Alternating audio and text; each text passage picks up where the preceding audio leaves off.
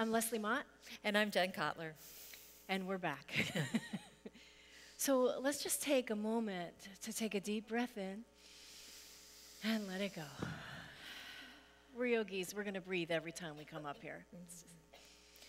We have just heard some amazing testimony about how people are practicing their faith. Mm-hmm. This is why we're here, or at least part of it anyway. We're here to learn from our brothers and sisters about how they're living out their faith and what that might mean for us. Why we are here is a question of intention. It was about noon. Somewhere. A Samaritan woman came to draw water. Jesus said to her, "Give me a drink." His disciples had gone to the city to buy food. The Samaritan woman said to him, "How is it that you, a Jew, ask a drink of me, a woman of Samaria? Jews do not share things in common with Samaritans." You see, that was her intention. Now, it may well be that you came here to be at Next, to be refreshed, to be with your friends, to be with your colleagues, to be inspired, to be renewed for the journey. Jesus may have other plans for you. Just saying. Maybe. So what is your intention? We're going to spend a little minute on that. What is intention anyway? It's not a to-do list, although it can include one. It's larger.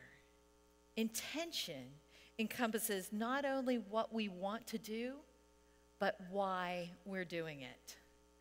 And we hold those two things, the what and the why, in creative tension. For example, I intend to walk into my session meeting with calm and equanimity because I know it may be difficult. But intention also encompasses, as Jen says, the why. So I intend to be calm not only because it will help me in my management and moderation of the meeting, but is only in being calm that I can attend to the Spirit. So when Elder Helpful starts pushing my buttons, we all know Elder Helpful, I can breathe and attend to both things. I can call to mind my intention and the why I am intending to do and be that way. Sometimes we need some concrete things to bring us back to our intention. Touchstones can be helpful. I use this little cross. It's got really nice, soft, round things. When I'm in stressful situations and I play with it, and it reminds me that Jesus is the Messiah, and therefore I do not have to be one. I like visualization. I once had a congregant who did not respond well to women in authority. Perhaps you can relate. And so every time I walked into a room with a suggestion or in a meeting, I could just see his ire begin to rise. And so I began to visualize him dragging a bag of stuff. And that helped me remember that we all have baggage that we drag around. And it helped me attend to him with compassion instead of irritation. You know, we can also use verbal cues to help bring us back to our intention. Like we have a colleague that when the words, "This is a whole load of BS," go through her head, she immediately says to herself, "Well, isn't that fascinating?" So if somebody says to you, "Isn't that fascinating?" you might want to think twice. There are all ways, visualization and touchstones and verbal cues, that we come back to our intention to be who we want to be in the Spirit and with each other in fellowship. So let's practice intention. Early on, we asked you why you are here. So let's turn that into an intention. Perhaps as you were listening to the speakers this afternoon, something shimmered for you.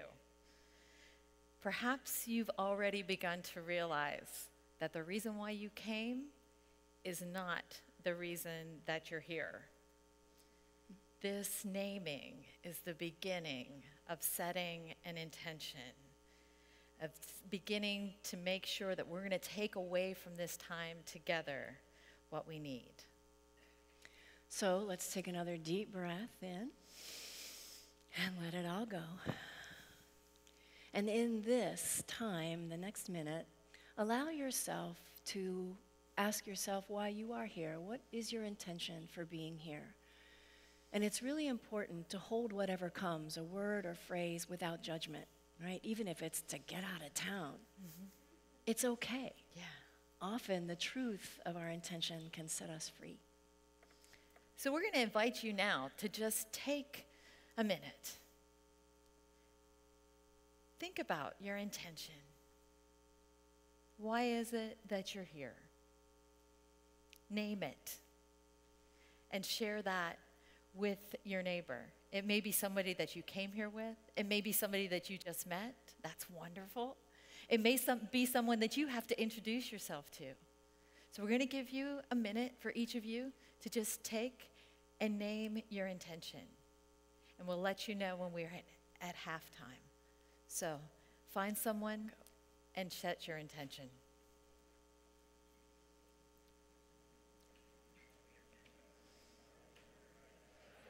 Ding! So that's it. That is the practice of intention. Later on today, if you get a moment, we invite you to write that down so that you can revisit it maybe in a few days into the conference. Yep. Thanks so much. Have a great rest of your day.